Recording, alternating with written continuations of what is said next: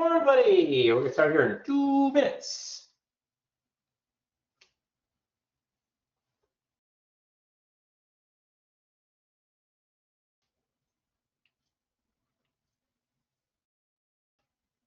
Good morning, everybody. We'll get started here in a couple minutes. In just 2 minutes, less than, letting people get time to dial in. Got some fun, interesting stuff to cover today. I think you'll like it.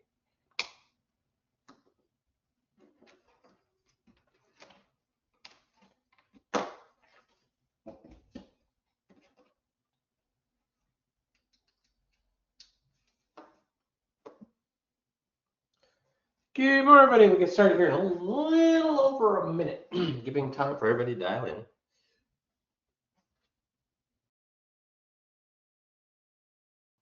Less than a minute now.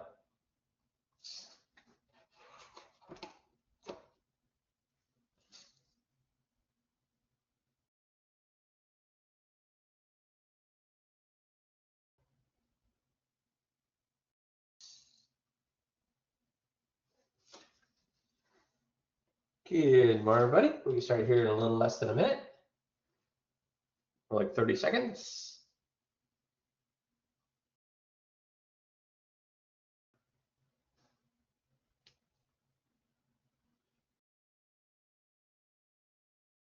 Let's try here in just a few seconds.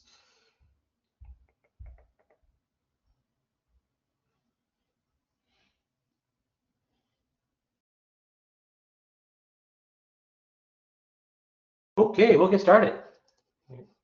He's the best speaker who can turn people's ears into eyes.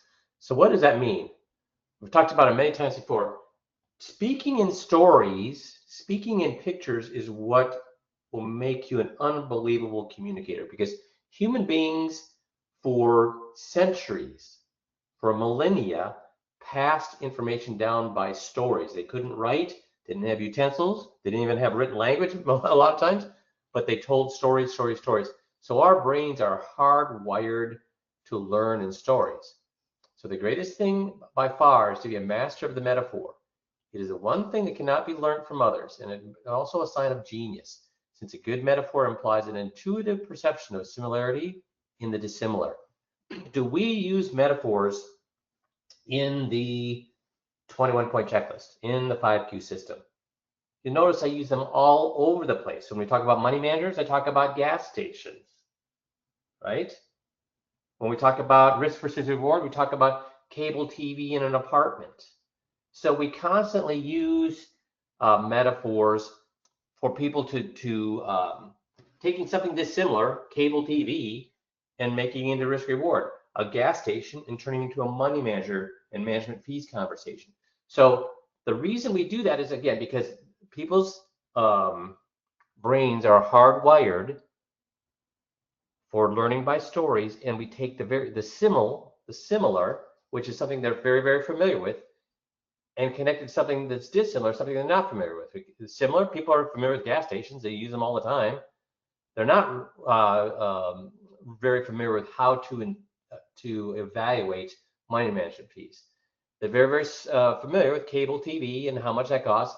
They're not very familiar with risk-reward graphs. So we use this all the time. So don't skip these stories. These stories I put in there. And do I have a story for almost every single one of the 21-point checklists? Yes. And that's the reason the stories are there. So now when you're walking around, because sometimes things come up that aren't in the 20-point checklist, so start creating your own mastery of the metaphor. So keep your ears and eyes open for examples to unleash the power of the metaphor. Look for metaphors to simplify things, or to add more complexity to simple things, or to generate emotion, or to provide insight, or stimulating intuitive understanding, or aiding in retention. Guys, the only one of these that we do not do is the adding complexity. I see no reason to add a complexity to financial information, because it's complex enough for most people. Not for us, but for most people. But we use it to simplify things. We use it to generate emotion. We use it to provide insight. We provide to stimulate intuitive understanding of things they would normally not understand. We do it absolutely to aid in retention so that when they leave our office, they still remember the things that we covered. So be looking for these things in everyday life. The Harvard psychologist says, people judge you based on 2 criteria when they first meet you. To judge another human being is simply in our nature. We all judge when we meet someone for the first time. Can't help it. It's just the way we're wired. Therefore, first impressions are very important. Are you curious to find out which criteria on which criteria people base their judgment? A Harvard psychologist reveals that there are 2 most important criteria that people pay attention to when they meet someone for the first time. Amy Cuddy, Harvard Business School professor, and 2 colleagues, psychologists Susan Fiske and Peter Glick, have been studying first impressions for 15 years and have come to the conclusion that there's a pattern in these interactions. In her new book, Presence, Cuddy explains that when someone meets you for the first time, they instantly think of these 2 questions. Can I trust this person? Can I respect this person? They're not looking at competence. They're looking, can I trust this person? Can I respect this person? They're not looking to evaluate whether you're competent at all. So putting letters behind your name, CFP, CPS, whatever the name, CHFC, any of those things, do those help you? No, they're wondering, can I trust this person? Can I respect this person? So how to build trust in a relationship? Communicate clearly. Do metaphors help you communicate clearly? Do metaphors help you communicate clearly? Yes, they do. But there's one tool that we use that makes our communication completely clear. What's that tool we use? And Allie, can you tell me what answers we get here? What tool do we use in the 5P system that makes it certain that we communicate 100% clearly? Every single person we meet understands the message we're trying to communicate. What is that tool? I haven't gotten any answers yet. Come on, guys. What is the #1 tool we use to make sure we communicate 100% clearly, that we know 100% of people understand what we're saying? Open-ended questions. Ah, who said that? Nick, Mark Papa, and Dale. Awesome, you guys. Open-ended questions. When I ask an open-ended question and they give me the answer, guess what? How certain am I that they understand what we're talking about? Good job, you guys. That's awesome. So you cannot buy trust at any price, but slowly over time you can build it for free. And that's what we're doing with these open-ended questions we ask people in the 5Q system. Have the courage to say no. Have the courage to face the truth. So the other thing is, guys, when people want, like for example, here's a great one. When people want to come in and they just tell me what to do with the money. I don't care about all that non-financial stuff. Just tell me what to do with the money. I don't want to know all that icky putsy non-financial stuff. Have the courage to say no. That the only way you move forward is with covering the non-financial stuff. Why? What does that say about you? It says that you have conviction. It says that you're not just a salesperson trying to sell them financial products. And we have a script for that on the website. That's how you build trust. They know that you're a person of conviction, that you're just going to not roll over every time they want to do something. And people respect that. Be consistent. The fact that we, in the 21-point checklist, every single one of the 21-point checklist in one shape or another, lets them know that there's information that they did not receive. They did not get the whole story. And the story they got many times was actually not only withheld, but not correct. And it was all done, why? To benefit their advisor at the degradation of their own situation. So our message is constantly consistent. Active listening, asking open-ended questions, paying attention. Look at who's talking. It better not be you, because you should not be talking. Do not tell, sell, preach, or teach. They should be doing the talking. We're just asking questions. And then we follow the direction to know what the next question is. So we follow the direction to know what the next question is. And we use metaphors so we can visualize what is being said. So you see how all these things that are in the 5Q system over and over and over, I show you from Stanford, from Harvard, from this scientist, from this research project, from this study, all these things all are being utilized in the 5Q system. If you want to be trusted, be honest. Are we honest with the FIA presentation? Do we go through the FIA presentation backwards and forwards? Do we go through the surrender charge backwards and forwards? Do we go through the fees backwards and forwards? Do we try to hide anything? Do we say, oh, there's no fees here, it's covered by the insurance company? No, we walk through everything. We are always honest. Now we're honest in a very methodical way so they don't jump to conclusions, but instead give a full evaluation to the fees, give full evaluation to rates of return, give full evaluation to the surrender charges as compared to what they're currently doing. But we don't try to hide anything. We're always honest. See, the reason the 20-point checklist works is because we are pointing out all of the things the current advisor has been withholding from them, all that information. So if I completely blow away a variable annuity by showing them the fees, unknown fees that they're paying for, the lack of tenure that they have, the fact that they're paying those fees for misguided representation. If I go through and just completely blow away a variable annuity, can I sell a variable annuity? Yes or no? Can I go right back and sell a variable annuity if I wanted to? If I had the client realize that the variable annuity they're in was something that was totally misrepresented and did not give them anything that they wanted. In fact, it was a complete opposite of what they wanted. Could I turn around and sell them a variable annuity? Yes or no? And Allie, tell me if you get any yes or no's. I'm getting a yes. Yes, you're right. Whoever said that, you're exactly right. We can. Why? Because we're not blasting the variable annuity. We're blasting the fact that the advisor withheld information. That's what we're blasting. So we can turn around and sell a variable annuity if we go through and let them know what they're buying backwards and forwards. Because they're not saying I hate, if you're doing your job wrong if they hate the variable annuity. They should hate their advisor. And if they hate their advisor, it has nothing to do with the variable annuity. You could turn around the next meeting and sell them variable annuity if you want to. I don't know why you would, but you could. How to rebuild trust and relationships? Showing people authentic respect, kindness, and love every day. That's what the 5Q system is based on. Open-ended questions where we show we respect, we ape them, showing kindness and love, and we do that at every meeting that we have with them. Don't have a smile on your face and tell them you love them just to get a sale. That's not what we're doing. You need to be authentic. How to build a trust in a relationship. Avoid self-promotion. Avoid self-promotion.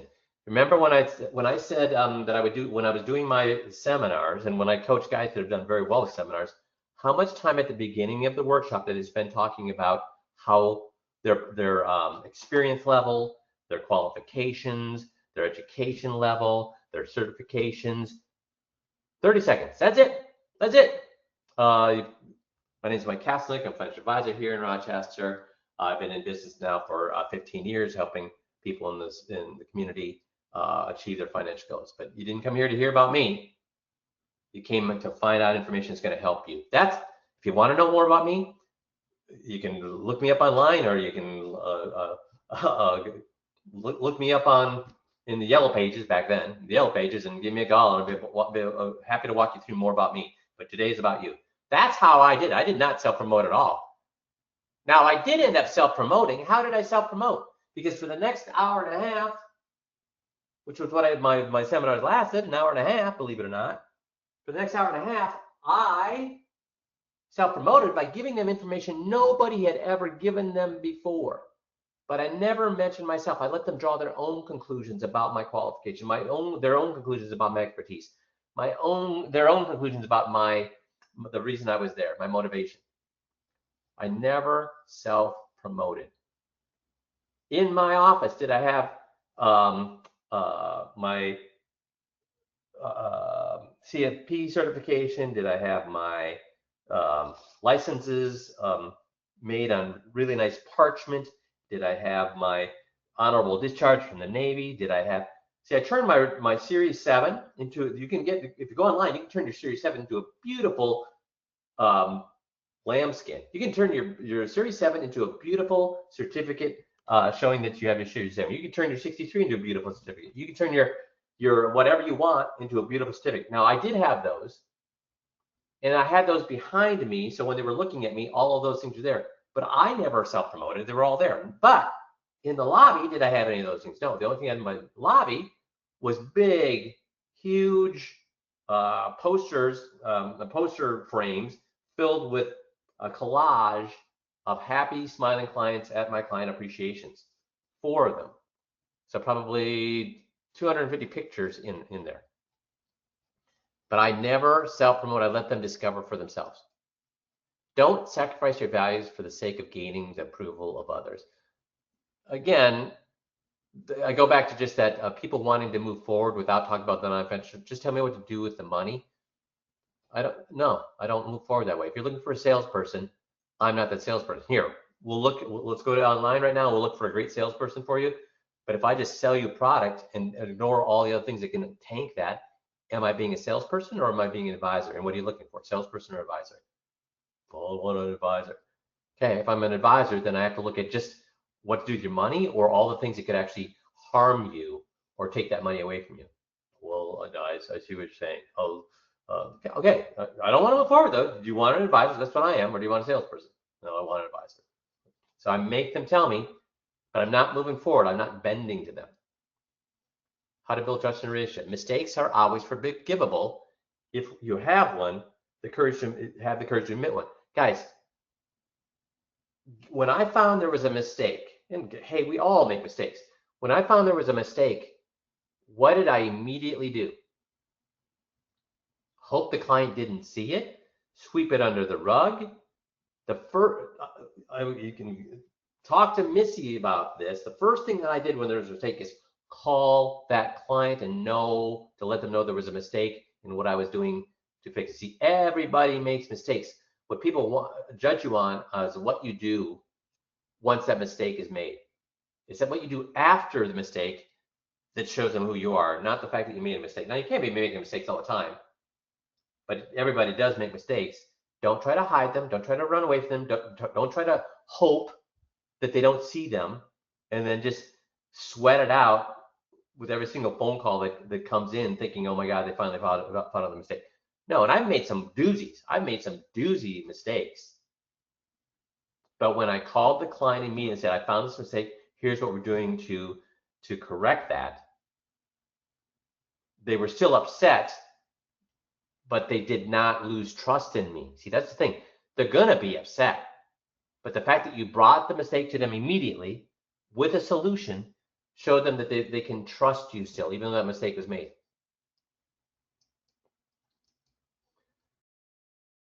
So another topic here is, first of all, any questions on all the things we covered about the trust and evaluation in the first few seconds? But I'm going to go back here 1 second here. And I shouldn't have to say this, but can I respect this person? So how do you determine, and Allie, maybe you can give me some answers here. Guys, when you first meet somebody, within the first 30 seconds, how are you determining whether you're going to respect that person or not? Right or wrong, your judgment has nothing to do with that person because you don't know them yet. But how do you judge that person? So, Allie, let me know when we get some answers there. About respect. Body language. Sure, body language, that's a good one. What else? Wait. And guys, to give you a hint, I just finished a book called The Myth of Charisma, which I'm going to be covering in a future phone call coming up, that you can improve your charisma immensely. And they said there's one thing that you can do to instantly gain charisma, and you can do it, and the reason it works so well is because they can identify that thing from a good distance away. So what can they see about you a good distance away that would have them? Go ahead. I'm sorry, Allie. We got 2 more answers. Or 3. We got eye contact, real versus fake smile, and then a smile. Yep, and all of those are correct, but they can't see your eyes from a distance away. They can't see, but the fake, whoever said fake smile, that you're going to see that's a major, major, major part of charisma, because people can absolutely ferret out fake smiles. But the number one thing that they said you need to do to gain respect is to dress well. Dress well. Be perfectly tailored. Wear decent clothes.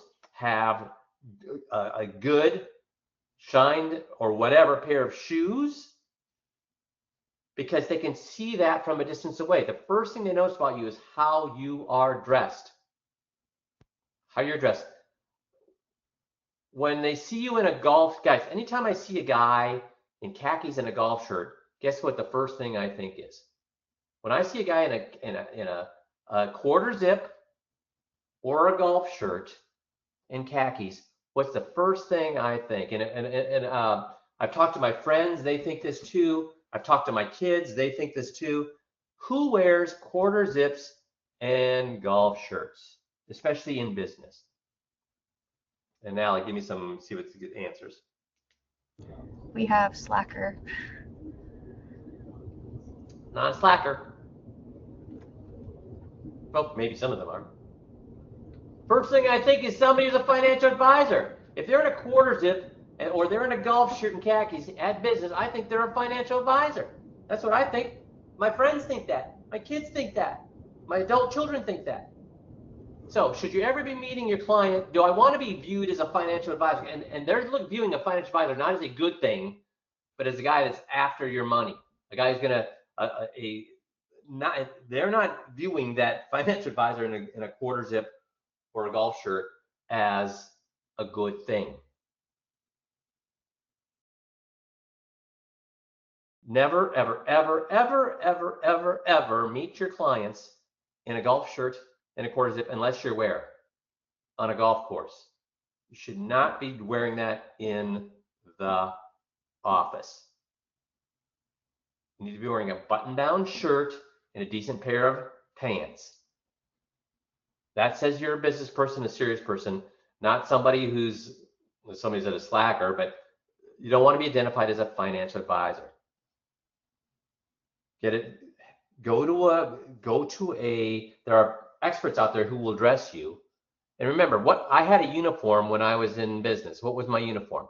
I had a closet full of white shirts, a tie rack full of silver ties, and a closet full of dark charcoal pants. Every single day I was dressed in dark charcoal pants, white button-down shirt, and a silver tie every single day. So I didn't even have to think about it. Are there other very successful business people who dress the same way every single time? Yes, there are. In fact, many of them do. And you can think of some of the more famous ones. So guys, please, please, please spend some time examining how you dress around your clients. Okay, so let's get to the next topic here, which is an author survey of 10,000 millionaires found the qualities that make them successful hinge on a distinct behavior. Millionaires tend to have 5 characteristics in common. During a study, they found during a study of over 10,000 millionaires. They take personal responsibility, they practice intentionality, they're goal-oriented, and they work hard in order to build wealth. Consistency in each one of these areas, Hogan wrote, is the thing that ties everything together. That's the 5th thing, consistency. So you can visit the, if you just Google this, you can find all sorts of information on this. So 5 characteristics of an entrepreneur. Success is only found in personal responsibility. I am a walking example of that. For 7 years, making 50 grand a year because I couldn't get in front of enough people. 8th year, I get in front of 301 people, do 101 case analysis, $34 million of investable assets, close 800,000. And of course, who did I blame for that? I mean, closing less than $1 out of 34 that I got in front of. And who did I blame for that? Myself? No, went to my wife and said, I'm quitting the business because all these people in Rochester are dumb as stumps. They're taking all of my information and going back to their current advisor. These people are stupid. And she looked at me and said, no, these people are not stupid. They're doing just what human beings do, which is they don't like change. They're going to stick with what they're doing. She didn't call me stupid, but I kind of realized I was the stupid one here because I wanted to point the finger every place else. So rates of return, bad products, bad economy, stupid people, my competitors lie. I wanted to point the finger everywhere else. No, my business took off. Yes, I discovered motivational interviewing. Yes, I did a lot of things, but I guarantee that even if I'd discovered motivational interviewing, if I did not do the one thing that required me to have personal responsibility, which was recording all my meetings and listening and evaluating to all my meetings, that's what made the difference. That's what got me better every single day. That's what helped me develop the 5Q system, the 21 point checklist, because I wasn't developing it. The client's responses were developing it. That's why it works so well. The 21 point checklist, the 5Q system does not work because I'm a genius. It works because I worked hard, listened to the tapes, listened to what the people were saying, and simply did the things that got people to move their money. They told me what issues and how to communicate about those issues would get them to move their money. It wasn't me. It was trial and error, trial and error, trial and error, by me taping the meetings, by me evaluating the meetings, and by me then making changes to try to make those meetings better is what did it. It was when I decided I was the reason I was failing and I would be the reason I would succeed. When I took personal responsibility, that's when I began to succeed. And every guy on the system has made $1 million or more, 2 million or more. That's what they've done. 15-minute drills, taped all their meetings, evaluated those meetings. Number 2, be intentional. Guard your time fiercely. Be generous with it, but be intentional about it. You should know how much time you waste on social media, on email, because your email you should be looking at your email how often a day? Twice. Once you get in, 3 times at the most. Once when you get in, once at lunch, once before you leave. That's it. So looking at email should take you no more than about 15 minutes total during your workday. Guard your time fiercely. You should be 0 time on Facebook, 0 time on Instagram, 0 time on TikTok, 0 time on everything else during your workday. Go ahead and do it anytime other time, Reddit or whatever you want to be on. You should be, when you're at work, you should be working. If you're not working, then get the hell out of the office. Go do something fun. If going to the park and sitting on a bench and looking at your social media is fun, I guess do that. But don't do it in your office. Guard your time fiercely. Be generous with it to people who need it, but be intentional about it. Don't be wasting your time. A goal without a plan is a wish. I love this. This is my absolute belief when it comes to goals. Sure, have goals, but if you don't have a plan to get there, it's just a wish. And it's a wish it's not going to happen because you're going to without having a plan, you're going to get 6 months into the year, figure out I can't meet that goal and give up. Your goal should be designed with a plan. And what's the best way to design a plan? Reverse engineer it. Decide what you want to achieve and then break it into parts. How much of this do I need to do to achieve the goal? Okay, if this is how much of this I need to do, then how much of this other thing do I need to get that much of this? Okay, I figured that out. Okay, this other thing, well then how much of these other things do I need to do to get this other thing? Reverse engineer. So I want to make $1 million. Okay, what's my average client size? Okay, well that means I need to bring this many clients on. Okay, well to bring that many clients on, how much marketing do I do?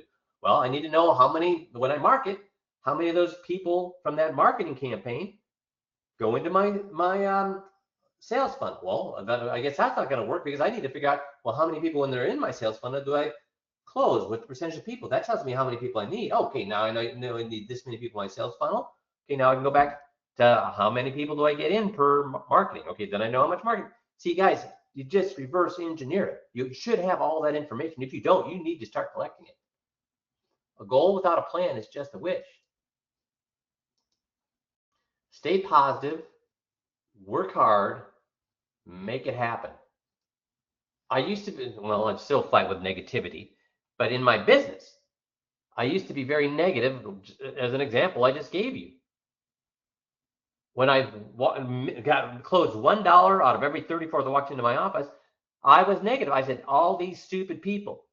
No, no, no, no. That does not work.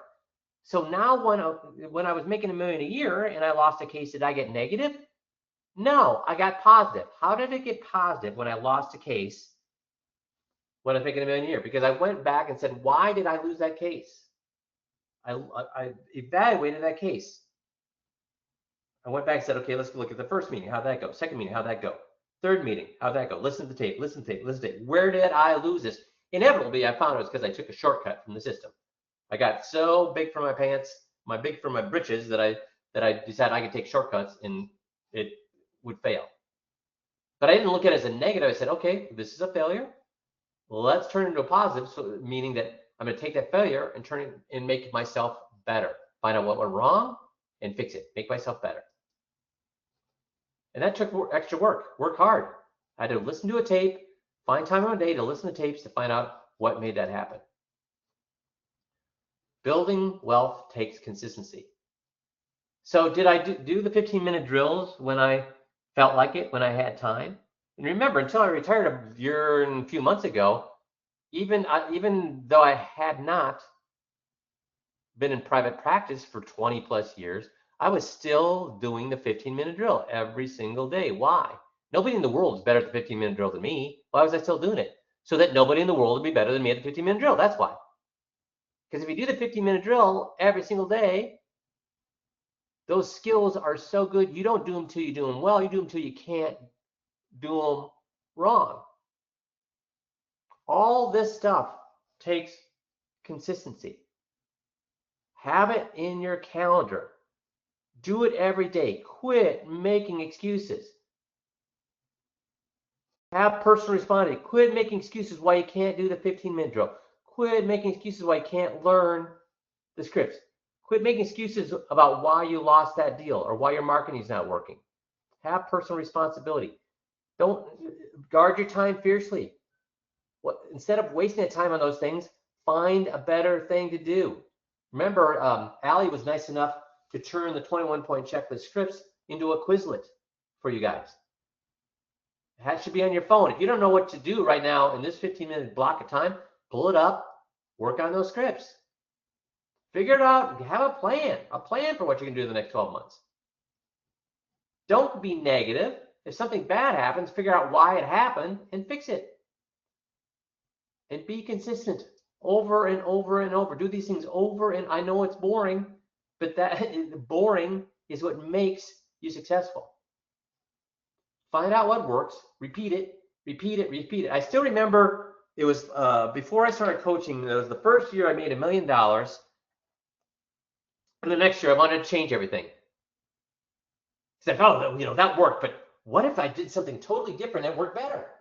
And Missy saved me. I've been very generous to Missy because she has been the fulcrum to me being successful, because at that point she says, if you change all these things that made us successful, I'm quitting. We worked too doggone hard to get to this thing, was working perfectly, and now you want to scrap it all and start over again. I'm quitting if you do that. So instead what I did is I just repeated and repeated and repeated. Find out what works, repeat it. And guys, the 5Q system works. It works as well today as it did in 1997 when I started to create it. It's just amazing to me how few guys will commit to it. And I still, a quarter of a century later, am scratching my head on why people don't, because you have the keys to the kingdom. So it's a short call. I appreciate if you take the next 30 minutes and take these things, write down 3 takeaways that you can do going forward. Take the next 30 minutes, turn off your phones, turn off your email, and shut your eyes and think, what are 3 things I could take from this call that would make me a more successful person? And the great thing about the more successful person is you don't have to work harder. you're working smarter. Okay? Thanks for being on the call. We'll talk to you all next week. Thanks, everybody. Talk to you. Bye.